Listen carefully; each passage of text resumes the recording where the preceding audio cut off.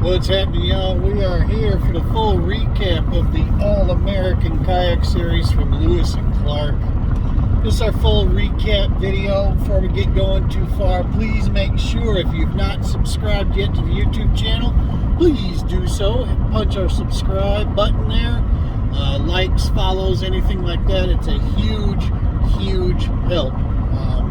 Can't tell you how much that really does help us for the likes, the follows, the shares, and of course on YouTube here, the subscribe button.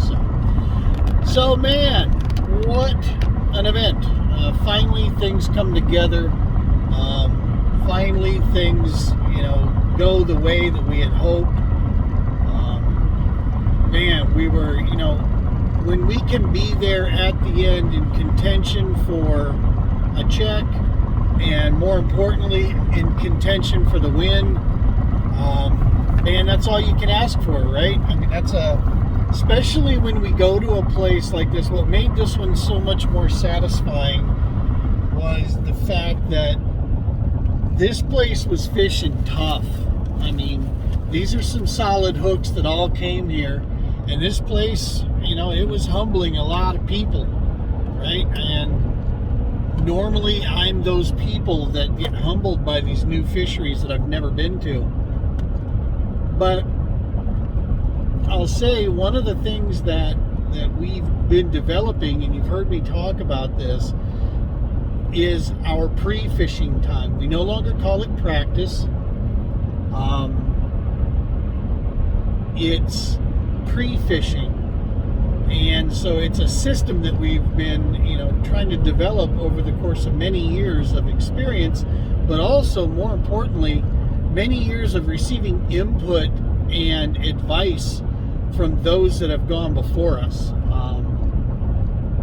That's been a major key in this. Talking to professionals in our industry that have worked out their ways of pre-fishing. Now, for those of you that are unaware, we are usually given a slotted period of time before a tournament, X number of days, that we're allowed to go and fish at the body of water to get an idea of what we're up against. The higher level you go up and fish, the more stringent they are with the timelines, for that. In most cases, it's somewhere, between like the lakes or fisheries will go off limits like in the 30 days prior to the event, and then the week before the event, say like the Monday before the event, the fishery is opened up for practice, pre-fishing, whatever you want to call it, and then there's an off limits, usually around the captain's meeting, and away we go. So it's 2 days range, 2 to 3 days, and that's really what we've been working on. Even back in the boat days, I was working on trying to get efficient on breaking places down inside of 2-3 days. So we didn't have much knowledge to go off of with this place here. There's not a lot known about Lewis and Clark. It's a beautiful fishery, gorgeous up there. A lot of it, of the Missouri River, it reminds me a lot of La Crosse area, like Goose Island on Pool 8 there. That's what it kind of, some of the backwater channels reminded me of that. But think that, but then add even more current to it. This current was serious, y'all. From pre-fishing on, especially when wind started picking up. We started the week, and it was like 150 degrees, no joke. It was over 100 degrees temperature. The wind was blowing, 10 to 15, but it wasn't bringing the temps down, man. So it was just a hot oven, like a big convection oven going on up there when we were out doing our pre-fishing. When we pre-fish, we don't do a lot of fishing. We do a little bit to get feedback. There's a saying that a lot of people subscribe to. I'm one of them, that catch one fish in an area could be a fluke. Catch 2 fish, that's good enough for a pattern. That tells me there's something alive there. So a lot of times we will do that if we hook up with a fish as we're boogieing down a bank or fishing in an area. We'll try that same pattern again and given area. If it hits again, we'll stop and we'll get out of there. Just trying not to burn the place down. We want to make sure that maybe that's a decent spot come tournament day. But the whole time, I'll tell you this, I try not to get too caught up in spots, like locations, because of the fact that fish move. So I try to look at similarities, areas that I go fish. Like this area does this area is set up this way, and then within that area there are multiple spots that we can take a look at and fish, and maybe on tournament day these things are working. So we mark structure, we mark boulders, rocks, trees, grass, cut banks, sandbars. Those are the things that we mark because they rarely change during the week of the tournament. Fish, on the other hand, they'll move.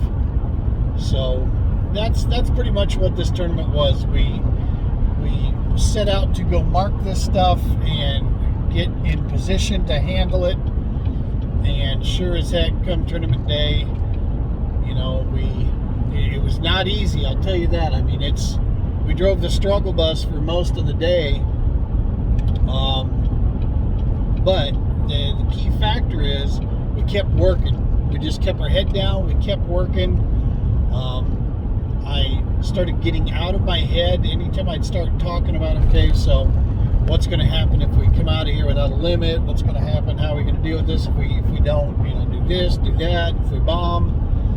I didn't let those thoughts enter my brain. I just kept resetting my head. Okay, what's something new? What are the basics? Where can we go? We knew on day one the place was not fishing great, just because the numbers were not coming up on the board. And as we were putting our numbers up, which was a small limit, I think we were 78 inches, something like that, 79. Not a huge bag, respectable, but at first I think we were like 60 something, inches or whatever, and then we just kept culling and getting, actually day one we didn't cull, we culled one time. So ultimately on day one, what it boiled down to was 6 bites. That's what we got all day long. But the key here is, for the first time in a long time that we worked for, we landed all 6 bites. So we were very efficient.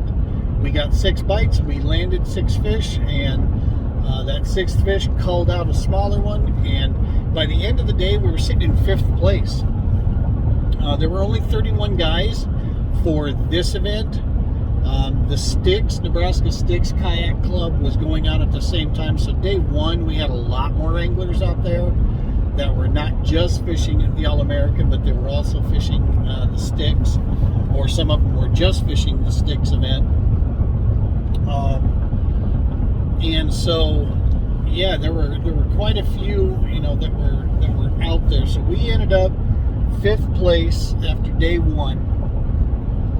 I wasn't really sure inside my head if there were going to be enough groceries out in that given area that I was fishing to support another full day's worth.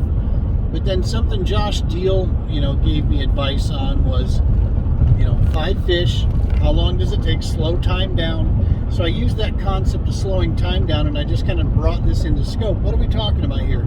We're talking about 5 more fish that we need to find. Yes, there's other anglers. Yes, we'll have to deal with, some traffic. But for the most part, we just need an area to support 5 more good, healthy fish. Several of the guys that were ahead of us, two of the guys that were ahead of us were guys that we knew. We were actually all staying in the same Airbnb together there. Of the top 5, there were 3 of us in the same Airbnb. And we were all fishing different locations. That's what was fantastic. So the day 2, our game plan was, let's go out there, let's put a quick limit up, let's see how it looks, and then we will absolutely just go hunting monsters. We'll bust out the big swim bait, we'll bust out the big jig, and we'll just go out after it. Well, I had an idea for Monday morning, or for day 2 morning. I had found this on one of the main channels. I had found this big flat that had a trench, like almost running down the middle of it. It had a big trench in it. So it was 2-3 foot down to 9 foot, then back up to 2 foot, 3 foot, and then out into the main channel 20-30 feet. And I thought, dude, that's gotta be something that these smallies will pull up on, right? And that we could get a bite going first thing in the morning on. So that was our gamble. We ran took us almost the entire 30 minutes to get up there. It was back upstream first thing in the morning. We get there with about 3 minutes to go. We load up, get our rods and everything ready, and went to work. Tried a bunch of top water, tried some swimming baits, tried some dragging a few things along the bottom. Nothing, not even so much as an ugly look. We saw a couple carp jump. I scared something literally out in the channel that probably was as long as my kayak, it felt like. I don't know if this lake's known to have those. I think it's got sturgeon in it, and it might even have paddlefish in it, big old cats. So who knows what it was that was out there, but we certainly stirred it up. But no bass. So we decided, you know what? Let's head back down in. Let's go ahead. There was a couple points that we did all right with on day 1. We'll see if they're reloaded. See if they got some fish back. So we go in there. Had to wait my turn because there was another angler that was going through the bottom point that we had gotten a fish on day 1, and so he fished the point, went around. I come up, let the current pull me down, come up on it, threw up in there, and bang, got 1 green. We got on the board. Well, as soon as I get on the board, I look at the standings. Keep in mind, we've been fishing for 2 hours or so by now. And dude, guys are putting numbers up. I'm looking at the deal here, and I was in 5th to start the day, and I was sitting like 11th at this point. So I shake that out of my head real quick, like whatever. But then what it dawned on me was, is it possible that one of the theories that I had around Friday, Saturday, my theory was, give it time and this fishery is going to come to us, right? Some of the more traditional ways of catching fish will start to open up. Maybe something had occurred in the area, whatever, that kind of put the lake on its ear a little bit. That's why it was fishing tough. So that's what I banked on. It's like, well, I guess more traditional methods this day might be in play. So let's go ahead and go try that. Because on day 1, traditional methods were not working. You literally just had to cover water and go junk fishing, man, and just try everything. At least for me, that's what we found. We couldn't get a pattern to really stick on any level. So we just went junk fishing, and we squeezed out, a decent limit for the day. So this day, though, on day 2, like I said, those numbers going up early were an indicator to me that chances are this place is fishing a little more traditional. So let's go ahead and go try that now. So we started fishing it more like a river, and boom, started connecting up with some fish. Nothing major in size, but nevertheless, still fish. We were on our way to probably somewhere in the neighborhood, I don't know, maybe 70, 75 inch bag is basically what we were on our way to. I think we were sitting around 70 some inches when I had made the decision to go ahead and just start letting this current on this like secondary channel, pretty good current coming through it.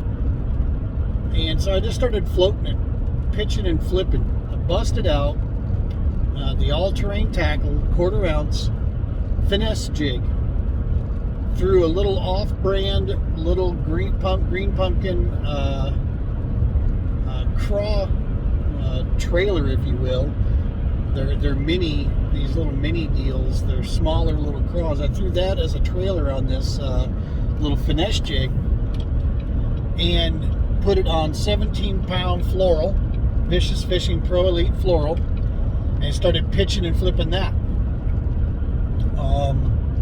And doink, started hooking up. I just told my wife before this trip, I don't know why I stopped fishing a jig so exclusively, because I used to be like sworn to the jigs. That's what brought me to all-terrain tackle in the beginning. And so I had really made a commitment this time that I was going to pitch and flip the jig. I'll have a Texas rig on hand, but I want that jig just for its structure ability, you know, for its ability to flip into those little tiny places with weeds, and I don't mind yanking it up out of there, you know, and just really ripping my way through it so I can move and get going fast. So that's what we started doing, y'all. And one of the things that fishing the Mississippi River in La Crosse taught me was the value of what's known as a cut bank. A cut bank is where you have current, heavy current, or enough current that is coming down through these channels, right? Through these snaky channels. The current is coming and it pushes up against the side of a bank, and what it does is it erodes out the side and kind of creates a ledge, but then it starts continuing to erode and it creates what looks like somebody came through and cut it, and usually there's little pockets that are right underneath the surface of the water. Those are what I started looking for, those cut banks. I found those cut banks, and I found an area where there was serious current pushing up against it. Right where like a secondary was meeting and a tertiary were meeting the primary channel, I found a solid stretch of about, let's call it 30 yards of a cut bank. The current started kicking up too. My guess is, I believe they were pulling some water at a couple times during the day. I don't know for sure, but I can tell you the day the current we started off, the current was strong, but it wasn't as strong as the day before. But then a certain time in the day, that current got stronger again. And I mean, noticeable on my trolling motor, where it was taking me to hold the motor at about 70% in order to keep the kayak in the current and inch forward. You know, just push myself up this so I could pitch and flip into the side of the cut bank. So yeah, lo and behold, we get into the meat of that current there. And first off, I want to tell you that NuCanoe Unlimited is the deal. All right, this is my first year, y'all. This is my first year in kayaks. I've never fished out of another kayak. Okay, I'm openly tell you that. But I can tell you this also, that when I'm in this Unlimited, the transition from my bass boat over to here, it's been a mountain to climb, but this Unlimited has really done wonders to bring me into, you know, this game and give me the confidence to feel like I can fish the way I want to fish, safely, stable, you know, and do what we need to do. Obviously, adding the XI3 on board in current, huge help. I don't know where I'd be if I didn't have that spot lock ability. Well, not spot lock, anchor mode. I don't know where I'd be without that, because that certainly is a massive helper when you're talking the kind of current we were fishing in. So yeah, man, we started hooking up on day 2, and it was just lightning in a bottle on this 30-yard stretch. We fished it about 3 or 4 times, where we'd fish it all the way up, let the current take us all the way back. Literally just float it back, retie, get things ready to go, and back up again. I'll get some pictures of the all-terrain tackle finesse jig up here. We'll get that taken. It's in the roof in the rod box right now. My new AAKS, which, by the way, happy to report that AAKS advanced rod box up there, phenomenal. I've got 10, 11 rods and reels assorted of spin cast and bait cast sitting in the rack up there. it's the deal. It keeps my rods secure, keeps them, you know, out of the way. They're not getting beat up, and keeps them out of the elements. Love it. So we're sold for sure. But anyway, all-terrain tackle, 1/4 ounce finesse jig, with just a little craw trailer on there, matching the color. It was like a green pumpkin and black fleckle, setup. And this little guy, man, has worn out. You can see it. I put it through the paces for sure. But I bet you I retied maybe 3 times is all. Just after a couple of those big fights. We're talking substantial fish that we were catching they were trying to dive us under those cut banks, run us through the current, take us through sticks and twigs and weeds and everything. So yeah, to play it safe, we retied about 3 times during that stint of catching those fish. Biggest fish we caught all day, which I had no idea this going to the awards, that ended up being the big fish of the tournament, was a 19-inch smallie. In all honesty, wasn't very heavy. It was very skinny, like a freaking little rocket. But it was a beast of a fish. We got some pics. We'll probably throw those up as well. And then we got a pair of 18s. We got another. I think we got an 18 and change smallie. We also had an 18 and change green. And the greens in this river, the largemouth bass coming out of this river, were thick, y'all. I mean, they were thickies with 2 C's, and just healthy fighting fish. And it was, it was a ton of fun. We had one last cull to go. If we could have called our 15.5-inch fish, we would have taken 2nd place. We missed 2nd place by 1/4 inch, and we missed 1st place by, I want to say, almost 4 inches, 3.75, maybe 4. So we would have needed a pretty healthy cull for that one, because we ended the day with a 19, a pair of 18s, a 17, and a 15.5. So it would have taken a substantial fish for us to have a shot at the win. At least two substantial fish, more than likely, to go in there. But yeah, man. So it was a workman's day. This didn't come easy. This took a lot. We still made one vital mistake at the end. Speaking of the cull, I had a choice to make, and it was going to be a gamble one way or another. It was fish things that were close to being exactly like what we were, scoring big on, or go fish the exact thing. But the problem was to fish the identical to what we were fishing, what we had marked out there. This was the furthest downriver we had ever been, and that's what we were fishing there. We didn't really have anything else further downriver, so everything we had marked was upriver, and it was about 1:30 already. So we made the choice to go ahead and run all the way back upriver to find more cut banks with serious current flowing on them. And in retrospect, we should have been just speed fishing our way back up through through that tertiary channel, because you can't win a tournament with your rod in the rod holder and just your butt in the seat of the kayak running upriver.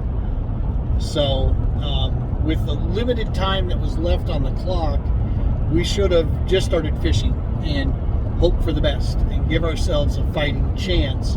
So, I mean, I know there's different theories on this, on which way you want to go. My view, though, is definitely learning from the greats like KVD, where, the more time your bait is in the water, the better chance it has to getting bit. So, work, your baits, keep them going, keep casting, keep on the hunt. That's we'll make those little adjustments, and try to remember these things here. It's been, I feel I have an above average regional, if you will, tournament angling experience. I've been doing this several years. I have 0. I'm a complete rookie when it comes to kayak tournaments. This is our first season at fishing these. So getting out here and learning this stuff has been, quite the learning curve. I've had some great advice handed to me, great people, a lot of supporters. So yeah, we're excited with that to see everything kind of come together after having so many challenges face us over and over again. To have them finally be exercised, it feels like we're moving forward, we're taking steps. And I can't tell you just how big this is, knowing that our next big event is going to be Pickwick for the Bass Kayak National Series. So this is going to be a big event. We're excited. It'll be in October. It's going to be a little bit chilly. Really excited for that, to get down to Pickwick, down in Tennessee, Alabama area, and go to work there. So next up, folks, we've got we're off for a week. Then we've got our Colorado Kayak Fishing Club, which will be busting out the pivot drive because no motors are allowed in this club. So we're going to be doing a couple of their events. One's at Horsetooth, one's at Boyd. These are all local lakes for me, so no travel really needed. We'll swap over our gear over to this other Unlimited, and we'll load it out. It's got the pivot drive on it. So we'll get out. We'll have a good time with that, as much as we can without the motor. And we'll see if we can put together some limits there and go represent ourselves well at the local club. And then it's Pickwick, then after that, then we've got with the Colorado Kayak Bassmasters, our final event of the year with them will be the state championship at Pueblo Reservoir. A lot of guys in the club all have experience at Pueblo, so we have none. I've never fished it out of a boat or anything. So no stranger to that, though. That's our MO, man. We go all over the country doing this. So we'll do the same thing there. We'll get the live scope running. We'll see how things look. That's in September. And then, of course, we close everything out for the season with our Pickwick event at the beginning, like first, second week of October. So All-American Kayak Series. At the end of the day, we came in third and we took big bass. So not a bad deal at all. Love the All-American Kayak Series. Tyler Cole was our tournament director for this event. Did a phenomenal job. Joshua Booth is the other tournament director. These guys run a great series. If you've not checked it out, you need to. It's a national series. I know some changes are coming down the pike for next season. It's evolving, getting stronger and stronger. Really going to solidify itself as a national player, being that fourth name out there, if you will, as a national kayak series that is covered around the states. And I know, schedule permitting and everything looking good, we're going to be fishing the All-American and Bass, it looks like, are the two major ones that we're going to go after. Hobie Boss, not a consideration. They still don't allow motors, and for me personally, I don't own a Hobie, don't want to own a Hobie. I have a New Canoe Unlimited and absolutely love the fishing platform. So going and playing, in the pedal-only game just makes no sense to me at a national level. So there's three players as far as I'm concerned. There's Bass, there's All-American, and then there's the KBF. So we'll look at the KBF too. We'll try to see that, so kind of see where all that plays out. We got some podcasts coming up where we'll talk about that. Speaking of podcasts, we'll be throwing out a lot more of those. We'll be trying to catch up with that now that our season's going to calm down for a little bit here, where we'll have tournament, then a week off, tournament, week off. So we'll be able to get back on track. So thanks, folks. As always, remember to subscribe, the likes, the follows, the shares. Those are super, super important for us. If you're interested in ways that you can support our mission, reach out to me. Check out the website. You can. There's ways you can support us at the True Patriot Outfitters to keep us doing the work that we do out there. You can support the Romans Warrior Foundation directly, doing that. If you're interested in volunteering, that's also something that we could absolutely use help with. We continue to build our anglers network, or just general volunteers that are willing to help us with certain aspects of these events. That would be fantastic. So hit us up, let us know, man. We are there, and as always, thank you so much for all your support. It means the world to us. Tight lines, folks. Be safe.